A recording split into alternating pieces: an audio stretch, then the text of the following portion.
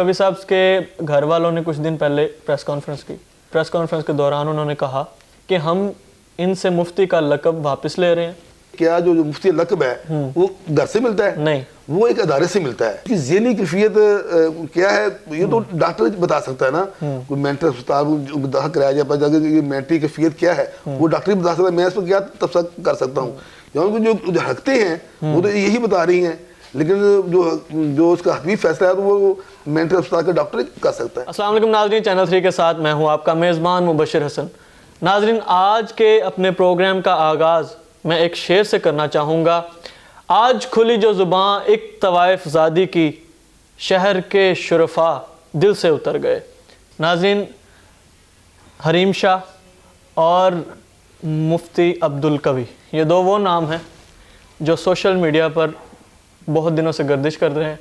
चंद videos viral हुई जिनमें से एक वीडियो में एक लड़की आती है, मुफ्ती साहब को थप्पड़ रसीद करती है और चली जाती है। मुफ्ती साहब इस बारे में फरमाते हैं कि जो लड़की मुझे थप्पड़ मारने आ रही है, जो मार कर गई थप्पड़, वो लड़की हरीम शाह नहीं बल्कि उसकी सेक्रेटरी आयशा है। लेकिन हरीम शाह बरमला इस बात का एतराफ़ कर रही हैं कि ये थप्पड़ उन्होंने ख़ुद मुफ्ती अब्दुल कवी के चेहरे पर रसीद किया है। दूसरी वीडियो में हम क्या देखते हैं कि दूसरी वीडियो में हरीम शाह पूछती हैं मुफ्ती अब्दुल कवी साहब से कि मुफ्ती साहब आप कौन सी शराब पीते हैं, जिसके जवाब में मुफ्ती साहब फरमाते हैं कि मैं आम शराब नहीं पीता, मैं इम्पोर्टेड रेड वाइन पीता हूँ।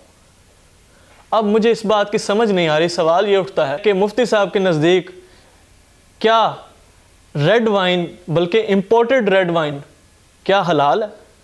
मुफ्ती साहब एक और बात फरमाते हैं, वो फरमा रहे हैं कि 5 चरस के भरे हुए सिगरेट मेरी गाड़ी में इस वक्त पड़े हुए हैं जो मैं इस्तेमाल करता हूँ। क्या ये जुर्म नहीं है? जो लोग दूसरों को जुर्म से रोकते हैं, दीन की बात बताते हैं, वही अगर ख़ुद ये चीज़ें शुरू कर दें तो हमारे माशरे का क्या हाल होगा। और सबसे बड़ी बात जिस पे शर्म आ रही है मुझे भी करते हुए कि मुफ्ती साहब फरमाते हैं कि मेरी बेतहाशा गर्लफ्रेंड्स हैं और ख़वातीन मुफ्ती अब्दुल कवी के कुर्ब में बैठना पसंद करती हैं। जो हया का दर्स दे रहे हैं वही आज हया की धज्जियाँ उड़ा रहे हैं। हमारे माशरे का क्या हाल होगा इन लोगों के होते हुए? अगर ऐसी काली भेड़ें हमारे उलमा की सूरत में किसी भी जॉनर में, किसी भी मीडियम में शामिल हैं, दाखिल हैं, तो हमारे माशरे का क्या हाल होगा। हमारे साथ मौजूद हैं सीनियर कॉलमिस्ट, तज्ज़िया निगार जनाब अज़ीम अहमद यज़दानी साहब। सबसे पहले आपका शुक्रिया अदा करना चाहूँगा, उसके बाद आपको पहला सवाल ये पूछना चाहूँगा बहुत मुअद्दबाना अंदाज़ में कि सर, दीन के हवाले से चीज़ें बहुत हसास होती हैं, तो क्या मुफ्ती साहब को ऐसा कदम उठाना चाहिए था? पहले कंदील बलोच वाला मामला आया और अब हरीम शाह, ये क्यों सब जन्म लिया इन बातों ने? बिस्मिल्लाहिर्रहमानिर्रहीम। मुबशिर, आपने अपनी गुफ्तगू में काफ़ी चीज़ें बता दी हैं, अपने नाज़रीन को बता दी हैं, अपनी इस्लाम के हवाले से भी, दीन के हवाले से भी, अखलाकियात के हवाले से भी, जो कुछ हो रहा है उसके जो असरात मज़म्मरात हैं उस हवाले से आपने खुद काफ़ी चीज़ों का आपने अहाता किया है। ये इंतहाई अफसोसनाक पहलू है कि सोशल मीडिया पर जो कुछ हो रहा है, जो तूफ़ान बदतमीज़ी बरपा है, मैं समझता हूँ कि इसके माशरे पर तो असरात के मरतब जो हो रहे हैं, नेगेटिव और बड़े मनफी मरतब हो रहे हैं, लेकिन जो उलमा का एक किरदार है, जो वक़ार है, वो भी बुरी तरह मजरूह हो रहा है, मुतासर हो रहा है। मुफ्ती अब्दुल कवी, मुझे इनकी इस बात की समझ नहीं आती कि वो मीडिया पर इन रहने के लिए इस तरह की हरकतें क्यों करते हैं। आपने हवाला दिया कंदील बलोच का, उसमें भी वो कहते जी मैं बेगुनाह हुआ। मैं कहता हूँ इस्लाम ये कहता है कि गैर महरम से मिलना जायज़ नहीं है। जब इस्लाम ने कह दिया तो फिर उसके इस बात की आड़ में कि जी मैं तबलीग करता हूँ, मैं मिलता हूँ, मैं उनको अच्छी बात बताता हूँ, तो ये इस तरह का इस्लाम में कोई गुंजाइश नहीं है, कोई स्पेस ही नहीं है कि वो मुफ्ती साहब जो इसकी आड़ में वो इस तरह के शगुफ़े छोड़ें और इस तरह की मरम्मत करें। मैं समझता हूँ कि ये सूरत हाल इंतहाई तशवीशनाक है और बिलखुसूस علماء دیوبند کو جن سے ان کا تعلق ہے، ان کا جو مفتی کا جو ایک ان کو سرٹیفکیٹ دیا ہے وہ واپس لے لینا چاہیے۔ سوشل میڈیا پر بہت سے لوگ یہ کہہ رہے ہیں کہ مفتی صاحب جو ہیں ان کے نام سے مفتی کا ٹائٹل ہٹا کر ان کے نام کے ساتھ عیاش اور زانی کا ٹائٹل لگانا چاہیے، اور اس کے بارے میں آپ کیا کہنا چاہیں گے؟ کیونکہ وہ کہہ رہے ہیں کہ انہوں نے علماء اور اسلام کی عزت کو مجروح کیا ہے، کیا کہنا چاہیں گے؟ نہیں، میں سمجھتا کہ اس طرح کے الفاظ ان کے ساتھ لگائے جائیں تو یہ ایک بڑی سزا ہے۔ یہ میں سمجھتا ہوں قربت قیامت کی نشانیاں ہیں کہ جب علماء اس طرح کی حرکتیں کرتے ہیں، یہ ان کا تعلق علماء سو سے کہا گیا ہے، اور اس طرح کے لوگ جو ہیں وہ میں سمجھتا ہوں کہ ہر طبقے میں ہیں، ہر معاشرے میں ہیں، ہر جگہ ہیں، لیکن چونکہ یہ ممبر و محراب کے وارث ہیں، یہ انبیاء کے تعلیمات کے وارث ہیں، ان کو اس طرح کی حرکتیں زیب نہیں دیتی ہیں۔ ان سے اتنا ہی کافی ہے کہ ان کا ہم سوشل بائیکاٹ کریں، سماجی بائیکاٹ کریں، ان کا جو مفتی کا جو ان کو جو خطاب ملا ہے، جو سرٹیفکیٹ ملا ہے، جو منصب ملا ہے، وہ ان سے واپس لیا جائے۔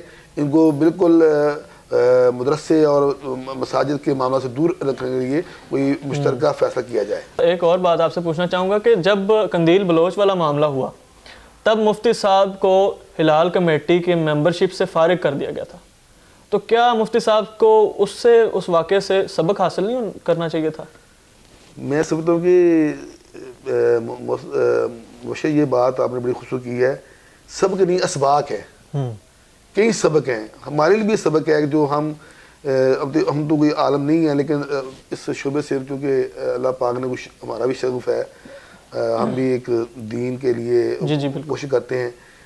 سمجھتا ہوں کہ بہت سبق ہے، ایک عبرتناک سبق ہے، سبق آموز ان کے لیے یہ معاملہ ہے، ہمارے لیے بھی ہے کہ اگر ان کو اس عہدے سے فارغ کر دیا گیا ہے تو میں سمجھتا ہوں کہ اس کے بعد وہ سوچتے، اپنا احتساب کرتے کہ مجھ سے یہ منصب چھینیا گیا ہے، کہ اعزاز چھینیا گیا ہے، تو اس کے باوجود وہ جو حرکتیں کر رہے ہیں، پتہ نہیں یہ دنیا میں کو یہ سزا مل رہی ہے کہ اللہ کی طرف سے، کیونکہ ہمارا ایمان ہے کہ وَتُعِزُّ مَن تَشَاءُ وَتُذِلُّ مَن تَشَاءُ بِیَدِکَ الْخَیْرُ، یہ جو عزت کے معاملے ہیں، ذلت کے معاملے ہیں، یہ اللہ کے ہاتھ میں ہیں، اور جو انسان اس طرح کی حرکتیں کرتا ہے یقیناً وہ ذلت کے راستوں کو چنتا ہے، اور جب عزت کے معاملے کرے گا، شرم و حیا کا پیکر ہوگا، تو اسلام نے اس بات پر واضح طور پر کہا ہے کہ جس میں حیا ہے اس کا ایمان نہیں ہے۔ تو اس طرح جو بے حیائی ہے، جو اس طرح کی صورتحال ہے، پہلے ہمارا جو ملک ہے دیکھیں بشرف یہاں فحاشی ہے، عریانی ہے، بےہودگی ہے، بے پردگی ہے اتنی، تو اس ماحول میں علماء کا ایک اپنا کردار ہونا چاہیے، وہ لوگوں کے لیے رول ماڈل کی چیز رکھتے ہیں۔ تو میں سمجھتا ہوں کہ اب ان سے جو ممبرشپ ہے کی کمیٹی کو تو لے لی گئی، اب ان سے جو ہے میں آپ کے پروگرام کی وساطت سے چینل 3 کی وساطت سے میں یہ کہوں گا کہ ان کو سے علماء کرام جو ہیں وہ مل بیٹھ کے ان سے جو مفتی کا جو ہے سرٹیفکیٹ ہے، جو لقب ہے، جو منصب ہے، وہ اس سے واپس لیا جائے۔ سر یہ بتائیے گا مجھے، کچھ لوگ یہ بات کر رہے ہیں سوشل میڈیا پر، میں اپنی طرف سے یہ باتیں نہیں کر رہا، میں عوام کی باتیں آپ تک پہنچا رہا ہوں جن کا جواب دینا چاہیے، کیونکہ لوگ ہم سے توقعات منسوب کیے ہوئے ہیں اور ان کو جواب چاہیے۔ لوگ کہہ رہے ہیں کہ ان کو حریم شاہ کو بھی اور مفتی عبدالقوی صاحب کو بھی شریعت کے مطابق سزا دینی چاہیے، اس پر کیا کہنا چاہیں گے آپ؟ بالکل جی، لیکن المیہ یہ ہے کہ پاکستان میں جو ہماری جو شریعت کورٹس ہیں وہ اتنی فعال نہیں ہیں۔ شریعت کے مطابق جو ہمارا قانون ہے، جو ہمارا آئین ہے، اس میں اگر اس طرح کی کوئی جرم ثابت ہوتا ہے تو اس پر سزا ہونی چاہیے۔ بالخصوص یہ اس کا جو تھرو گئی ہے، جو اس کا پیغام گیا ہے، وہ بڑا بیڈ میسج گیا ہے۔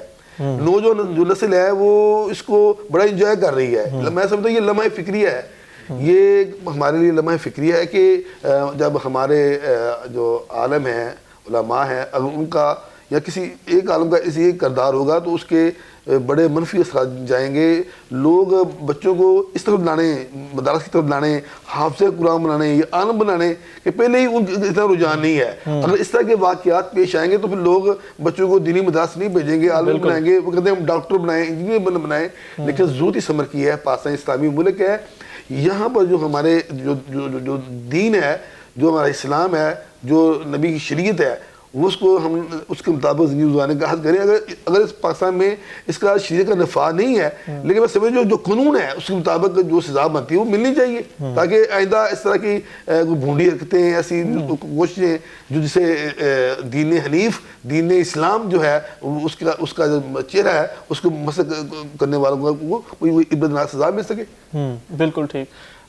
سر یہ بتائیں مجھے کہ مفتی عبدالقوی صاحب کے گھر والوں نے کچھ دن پہلے پریس کانفرنس کی ملتان میں. جب پریس کانفرنس کے دوران انہوں نے کہا کہ ہمارا یہ اعلان ہے کہ ہم ان سے مفتی کا لقب واپس لے رہے ہیں, اور تب تک یہ لقب انہیں واپس نہیں دیا جائے گا جب تک ان کی ذہنی کیفیت ٹھیک نہیں ہو جاتی. تو کیا یہ اس بارے میں آپ کیا کہیں گے؟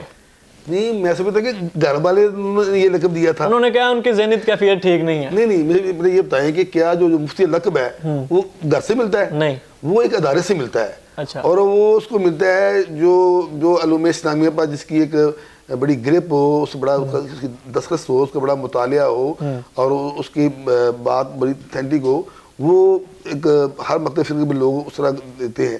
یہ جو فیصلہ ہے, اب اس کی ذہنی کیفیت کیا ہے یہ تو ڈاکٹر بتا سکتا ہے نا. کوئی مینٹل اسپتال داخل کرایا جائے پر اگر یہ مینٹلی کیفیت کیا ہے وہ ڈاکٹر ہی بتا سکتا ہے, میں اس پر کیا تبصرہ کر سکتا ہوں. جو حرکتیں ہیں وہ تو یہی بتا رہی ہیں, لیکن جو اس کا حقیقی فیصلہ ہے تو وہ مینٹل اسپتال کا ڈاکٹر ہی کر سکتا ہے.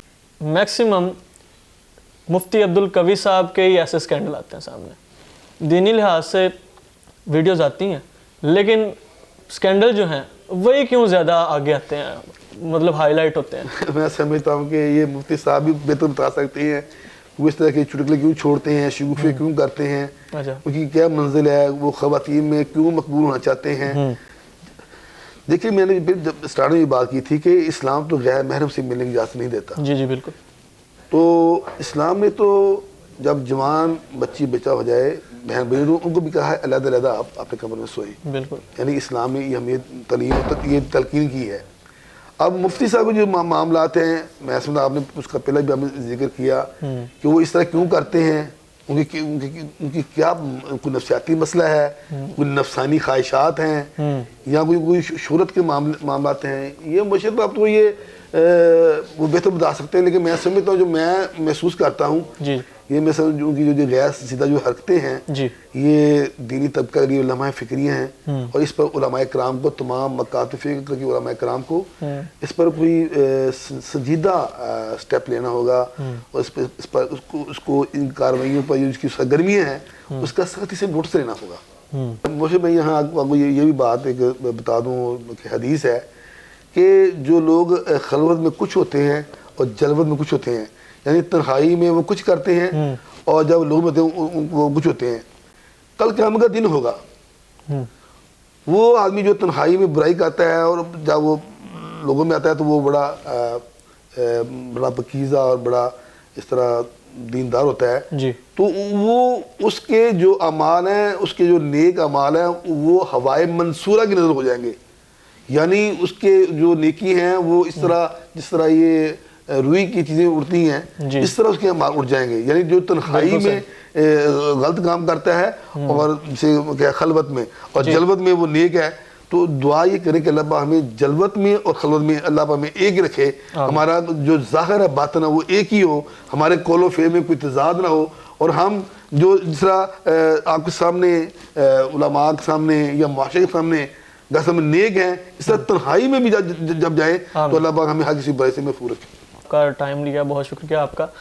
آخری سوال آپ سے یہ کرنا چاہوں گا کہ کوئی ایک مشورہ یا نصیحت حریم شاہ اور مفتی صاحب کے لیے. مشرف بھائی سچی بات یہ ہے کہ میں خود ابھی نصیحت کے لیے میں اس کے لائق ہوں, مجھے خود نصیحت کرنے کی ضرورت ہے کہ مجھے کوئی نصیحت کرے.